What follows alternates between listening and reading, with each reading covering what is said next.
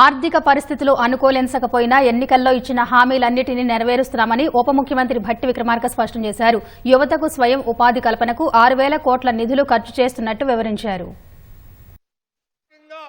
వెనకబడి ఉన్నారో ఈ వర్గాలు వాళ్ళందరికీ సహాయం చేయడం కోసం పనికొచ్చేటువంటి ఈ ఫైనాన్స్ కార్పొరేషన్స్ అన్నిటిని కూడా నిర్వీర్యం చేసి ఏ ఒక్కళ్ళకు కూడా 10 సంవత్సరాలు ఈ కార్పొరేషన్ ద్వారా రుణాలు ఇచ్చినటువంటి పరిస్థితి లేకుండా పోయింది. నిరుద్యోగ యువకుల కోసం దాదాపు 6,000 కోట్ల రూపాయలు సెల్ఫ్ ఎంప్లాయ్మెంట్ కింద పంపిణీ చేసేటువంటి కార్యక్రమాన్ని ఈ వనపర్తి శాసనసభ నియోజకవర్గం నుంచే ప్రారంభించాం. మార్చి 31 కల్లా 10,000 మీరిస్తే ఇంకొక 2,000 మేము పెంచి 12,000 రూపాయలు రైతు భరోసా మా రైతుల కోసం ఇస్తామని చెప్పి మార్చి 31 లోపల మాటిచ్చారు.